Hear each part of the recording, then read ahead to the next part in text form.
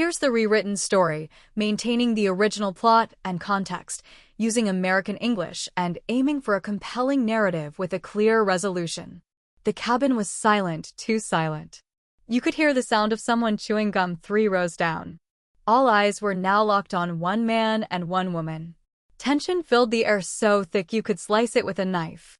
Pastor Samuel Johnson, a tall black man with warm eyes and a peaceful smile, sat calmly in seat 14A. Around his neck, he wore a simple silver cross. Nothing flashy, just a symbol of his faith.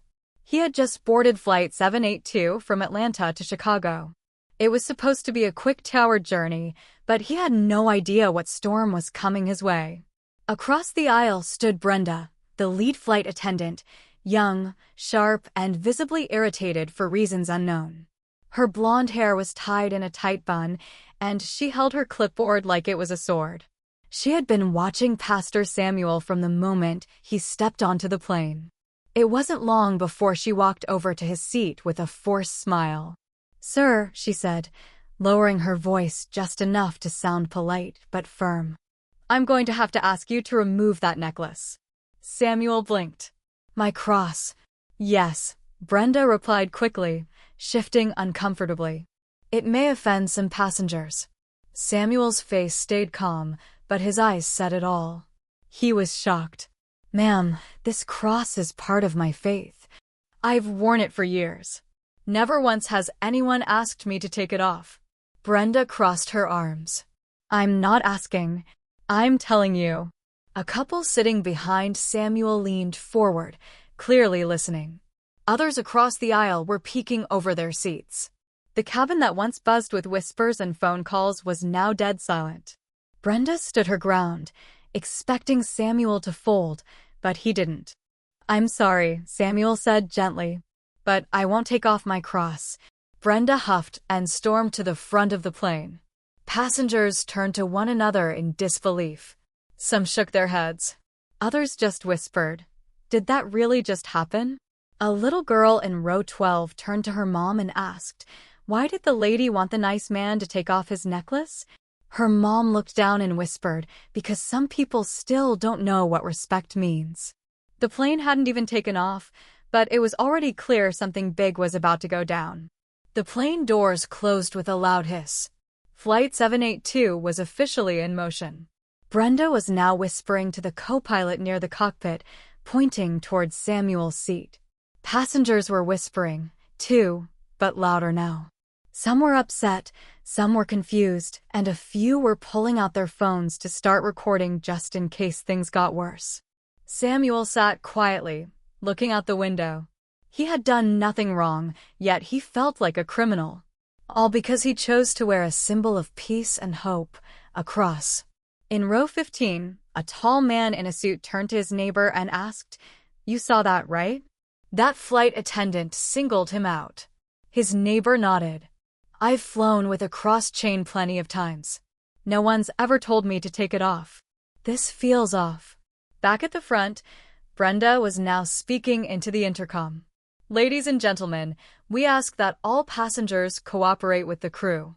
We want everyone to feel safe and respected." The message felt like a slap in the face to those who saw what really happened. Samuel's calm refusal wasn't disrespect. It was dignity.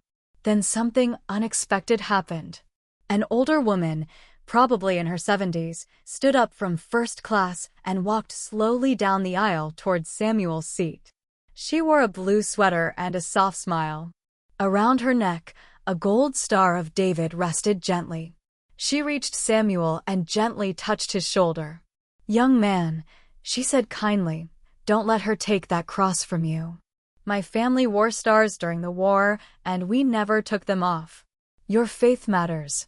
Keep it on." The entire cabin watched in silence. Samuel smiled softly. "Thank you, ma'am. That means a lot." Just then, the captain's voice boomed over the intercom. "Ladies and gentlemen, this is your captain speaking. I've just been informed of an incident regarding one of our crew members making an inappropriate request to a passenger. I want to make it very clear.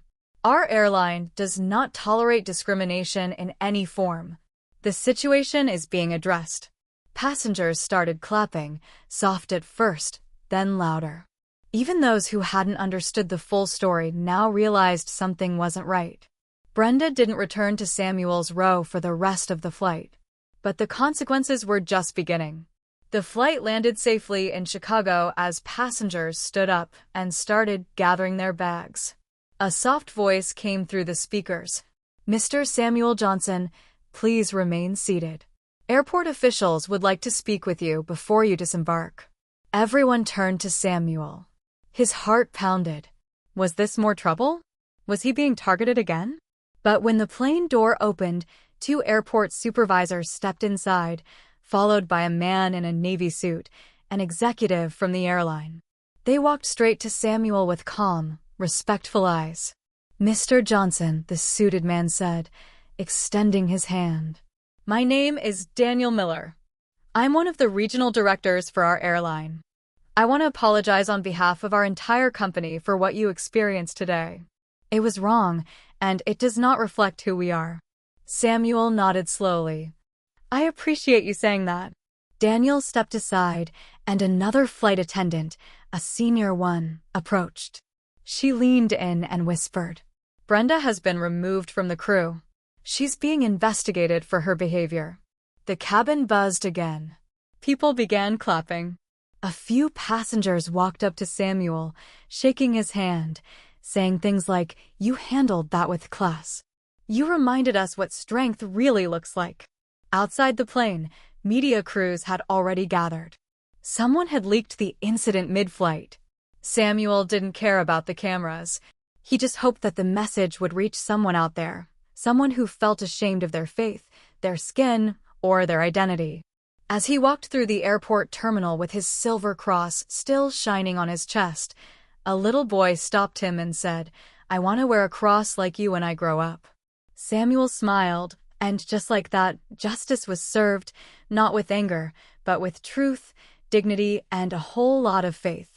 The story concludes with Samuel becoming a symbol of quiet resistance and the airline taking swift action against discrimination, sending a clear message about religious freedom and respect.